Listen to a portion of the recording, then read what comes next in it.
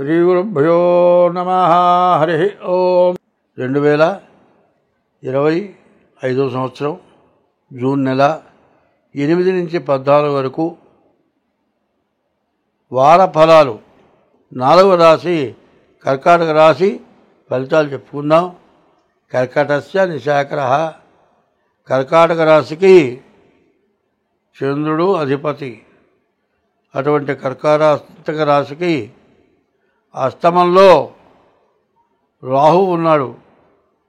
ఈ రాహు పాపగ్రహం చాలా ఇబ్బందులు కలుగజేసేటువంటి వాడు. ఎన్ని ఇబ్బందులైనా తట్టుకోగలిగిన రాశి కర్కాటక రాశి. మరి రత్నం రత్నైన భియ్యతే అని ఉంది. రత్నాన్ని రత్నంతో కోస్తేనే కానీ తగదుట. ఎందుకంటే అద్దం ఉందండి, అద్దాన్ని ఒక లెక్క ప్రకారం కొయ్యాలి, ఫ్రేమ్ కట్టాలి అంటే. అద్దం ఏం చేస్తారు? వజ్రం ఉంది, ఒక వజ్రాన్ని పట్టుకొని గీస్తే కరెక్ట్గా తెగిపోతుంది. అంటే వజ్రం అనగా గాజులు అనగా ఇవన్నీ కూడా ఒక రకం జాతి. అన్నిట్లోకి వజ్రం విపరీతమైన శక్తి కలిగింది. అది ఎంత ఉంటుంది సరిగ్గా చెప్పాలంటే ఒక ఆవగింజ అంత ఉంటుందండి. దాన్ని ఒక ఇనుపదానికి అతికిస్తారు. దాంతో కోస్తే గాజు ఎట్లా తెగమంటే అట్లా తెగుతుంది. అందువల్ల ఈ కర్కాటక రాశి ఎటువంటిది అంటే ఒక చిన్న ఆవగింజంత వజ్రం ఎంత గొప్పదో కర్కాటక రాశి అంత గొప్పది. కర్కాటక రాశికి చంద్రుడు అధిపతి. కానీ చెప్పాలంటే కర్కాటక రాశి మరి మార్చి 30 దాకా అష్టమ శనితో అష్ట కష్టాలు పడి ఎన్నో ఆపరేషన్లు జరిగి ఎన్నో ఖర్చులు అయ్యి ఇక ఈ జీవితం దరిద్రం పాలైపోతుందేమో అన్నంత పరిస్థితి వచ్చి బయటపడ్డారు. ఇక నుంచి మంచి రోజులు వచ్చినాయి, అన్ని విధాలా బాగుంటుంది. మీరు బాగుండాలి అంటే దాదాపుగా చెప్పాలి అంటే ఏ గ్రహాలు కూడా సరిగ్గా లేనట్టుగా కనబడుతున్నాయి. కాబట్టి ముందుగా మీ డేట్ ఆఫ్ బర్త్ ద్వారా జాతకం చూపించుకోండి. ఒకటే చెబుతున్నాను, మంచివాడు ప్రతివాడికి దొరుకుతాడు. మంచివాడికి దొరుకుతాడు, చెడువాడికి దొరుకుతాడు, పెద్దవాడికి దొరుకుతాడు, పిల్లవాడికి దొరుకుతాడు. అంత మాత్రం చేత వాడు చేతగారి వాడు మాత్రం కాదు. చెడుకి దూరంగా ఉండటమే మంచివాడి లక్షణం. కాబట్టి ఈ రాశి వాళ్ళకి మేలు జరగాలంటే ఇక్కడి నుంచి 25 నుంచి 28 వరకు కూడా ఎప్పటికప్పుడు మీ డేట్ ఆఫ్ బర్త్ ద్వారా మీ జాతకం చూపించుకొని దానికి తగిన ఉపశమనం చేయించుకోండి. మీకు అన్ని విధాలా బాగుంటుంది. మీరు పూర్తిగా జయాన్ని సాధిస్తారు. మేషరాశి నుంచి మీనరాశి వరకు కష్టాలు ఎందుకు వస్తాయి, నష్టాలు ఎందుకు వస్తాయి, సుఖాలు ఎందుకు వస్తాయి, దాన్ని తెలుసుకుందాం. ఇప్పుడు చెట్లు ఉన్నాయండి, మనం ఉండటానికి ఒక ఇల్లు కావాలి. ఒక చెట్టు మీద ఎన్నో పక్షులు నివసిస్తున్నాయి. ఆ చెట్టు వల్ల మనకు ప్రాణవాయువు వస్తుంది. ఆ చెట్టు వల్ల కొన్ని పండ్లు వచ్చే చెట్లున్నాయి, కొన్ని పూలిచ్చే చెట్లున్నాయి, చల్లటి గాలినిచ్చే చెట్లున్నాయి. ఆ చెట్లను ఏం చేస్తున్నాం? దాన్ని కొట్టి కిటికీలు, దర్వాజాలు, ఇంటికి దూరాలు ఇన్ని చేసుకుంటున్నాం. కానీ ఆ చెట్టు కొట్టేటప్పటికి చెట్టు మీద ఉన్నటువంటి పక్షులు గూళ్ళు పెట్టుకున్నాయి. గూళ్ళల్లో రెక్కలు వచ్చిన పక్షులు వెళ్ళిపోయినాయి. కానీ చెట్టు కొట్టేటప్పుడు ఇప్పుడు గూట్లో ఉన్నటువంటి గుడ్లన్నీ పాడైపోతున్నాయి. రెక్కలు రాని పసిపిల్లలు చచ్చిపోతున్నాయి. ఒక్క చెట్టు వల్ల ఎంత మహాపాపం జరుగుతుంది. వాటికి గూడు లేకపాయ, పక్షులకి ఇల్లు లేకపాయ. నీకు రావాల్సిన ప్రాణవాయువు లేకపోయా. అదే మామిడి చెట్టు కొడితే ఆ మామిడి చెట్టు గాలి నీకెంతో ప్రయోజనం. మరి అటువంటి చెట్టును పోగొట్టుకున్నావు. చెట్టునున్న జీవరాశులందరినీ పోగొట్టావు. ఆ చెట్టు నీ ద్వారం కోసమని, నీ దర్వాజాల కోసం పెట్టుకున్నావు. నీ ఇంట్లో శుభకార్యం చేస్తే కనీసం మామిడాకు తెచ్చే వాకిట్లో తోరణం కట్టుకున్నావు. ఆ మామిడాకు వల్ల వచ్చేటువంటి వాసన నీకెంతో ఆరోగ్యం. అటువంటి చెట్టుని ఏం చేస్తున్నావు? ఖాళీ స్థలం కావాలని చుట్టు కొడుతున్నావు. ఒక బావిని పూడుస్తున్నావు. బావి ఒకప్పుడు బావిలో నీళ్లు తోడుకొని వాడుకున్నాం.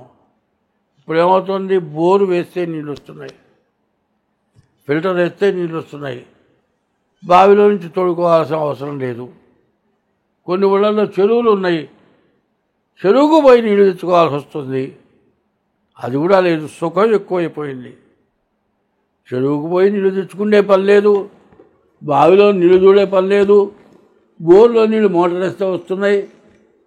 ఇంటికి అడ్డం వస్తే నువ్వు చెట్లు కొట్టేస్తున్నావు, వచ్చే గాలిని పోగొట్టుకుంటున్నావు, ప్రాణవాయువుని పోగొట్టుకుంటున్నావు, ఆ చెట్ల వచ్చే చల్లదనాన్ని పోగొట్టుకుంటున్నావు. మరి భూమిలో ఉన్నటువంటి బావి వల్ల ఉన్న నీళ్ళ చల్లదనం వల్ల నీ నేల చల్లబడుతోంది, దాన్ని ఆలోచించటం లేదు. ఒక చెట్టును కొట్టాలి అంటే ఆ చెట్టుకు తగిన విత్తనం ఇంకో చోట విత్తనం వేసి, తప్పనిసరి అయితే నీ ఇంటికి అడ్డం వస్తే ఆ చెట్టును 6 నెలల పాటు పెంచి ఆ చెట్టు బతుకుతుంది, పర్వాలేదు అనుకున్న తర్వాత ఈ చెట్టును కొట్టాలి. అట్లాగే ఒక ఇల్లు కట్టాలి అంటే ఈ చెట్టు కొట్టిన తర్వాత 6 నెలల వరకు ఇల్లు కట్టకూడదు. మరి ఒక బావి పూడ్చాలి అంటే ఎట్లా పడితే అట్లా చెట్టును కొట్టడం కానీ, ఎట్లా పడితే అట్లా బావిని పూడ్చడం కానీ పనికి రాదు. ఎన్ని బావులు ఉన్నా కూడా ఒక బావి పూడ్చడం మంచిది కాదు. బావిని పూడ్చడం మహాపాపం, చెట్టును కొట్టడం అంతకంటే పాపం, స్త్రీ హత్య పాపం, శిశు హత్య అంతకంటే పాపం, భ్రూణ హత్య గర్భిణీ రాకుండా చేయటం ఇంకా పాపం. ఇటువంటి పాపాలు తెలియక చేసి రకరకాలైన బాధలు పడుతున్నారు. ఈ పాపం వల్ల జనం చాలా కష్టాలు పడుతూ ఉన్నారు. ఒకప్పుడు ప్రతి ఇంటి ముందు ఒక చెట్టు ఉండేది, ప్రతి ఇంటి ముందు కూడా ఒక గట్టు ఉండేది. ఆ రోజుల్లో కార్లు లేవు, బస్సులు లేవు, రైళ్లు లేవు, నడిచి ప్రయాణం చేసేవాళ్ళు. ఎవడైనా సరే గృహస్థైన వాడి ఇంట్లో అన్నం వండుకొని తినబోయే ముందు బయటికి వెళ్ళి చూస్తే ఆ గట్టు మీద చెట్టు కింద ఎవడైనా కూర్చొని ఉంటే, అయ్యా అన్నం తిన్నావా అని అడిగి, ఎక్కడి నుంచి వస్తున్నావు? దూరం నుంచి వస్తున్నాను. అన్నం తినలేదంటే వాడికి అన్నం పెట్టి తను తిన్నాడు. ఆ రోజుల్లో అందరూ బాగున్నారు.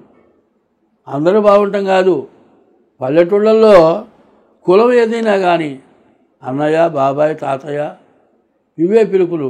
వెంకయ్య, పుల్లయ్య, సుబ్బయ్య అని ఎవరు పిలుచుకోలే. అట్లాంటి మంచిగా బతికారు. ఇప్పుడు ఆ మంచి బతుకులు పోతున్నాయి. ఇప్పటికైనా గుర్తు తెలుసుకోవాలి. ప్రతివాడు కూడా పొలాలుంటే వ్యవసాయం చేయడం మానేశారు. వ్యవసాయం ట్రాక్టర్లతో చేస్తున్నారు.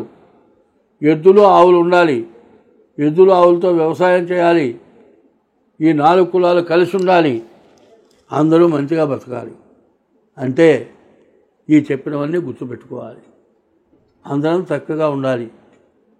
ఉపకారికి ఉపకారము విపరీతము కాదు చేయ వివరింపంగా, అపకారికి ఉపకారము నెపమెన్నక చేయువాడు నేర్పరి సుమతి అని సుమతి శతకంలో చెప్పారు. కాబట్టి ఎవరైనా సరే ఎప్పుడూ ఎటువంటి పొరపాట్లు లేకుండా రోజు పొద్దున్న నిద్ర లేచిన తర్వాత సాయంత్రం దాకా గడిచిన తర్వాత, సాయంత్రం అయిన తర్వాత కూర్చొని ఇవాళ మనం ఏం ప్రవర్తించాం, మనం చేసిన మంచి ఏమిటి, మనం చేసిన చెడు ఏమిటి, నలుగురితో కూర్చొని ఆలోచించుకోవాలి. ఈ తప్పు తెలుసుకోవాలి. తప్పు తెలుసుకున్న తర్వాత దానికి మనస్సాక్షిగా క్షమాపణ చెప్పుకోవాలి. అందరూ కలిసి మంచిగా జీవించాలి. మరి ధర్మస్య జయోస్తు, ధర్మం ఎప్పుడు జయిస్తుంది. అధర్మస్య నాశోస్తు, ఆ ధర్మం నాశనం అవుతుంది. ప్రాణిషు సద్భావనాస్తు, ఏ ప్రాణిని హింస పెట్టకూడదు. విశ్వస్య కళ్యాణమస్తు, ప్రపంచం మొత్తం బాగుంటుంది. దీన్ని అందరం పాటిద్దాం, అందరం సుఖంగా ఉందాం. శక్తి ఉందో తెలుసుకోవాలి. ఆ శక్తి తెలుసుకున్న వాళ్ళు రావి చెట్టుని ముస్లిమ్స్ పూజిస్తున్నారు, హిందువులు పూజిస్తున్నారు. కానీ నా మతం వేరంటున్నారు. నీ మతం కాదు, నీ బుద్ధి సక్రమంగా పెట్టుకో చాలు. బుద్ధి ఉంటే బుద్ధి బాగుంటుంది, బుద్ధి బాగా ఉంటే అన్ని రకాలుగా బాగుంటుంది. కాబట్టి పంచ పల్లవాలు అన్నారు. మామమే రాజు అన్నాడు. మామిడి, మర్రి, రావి, జువి, ఈ పంచఫలాలు, పంచ పల్లవాలు.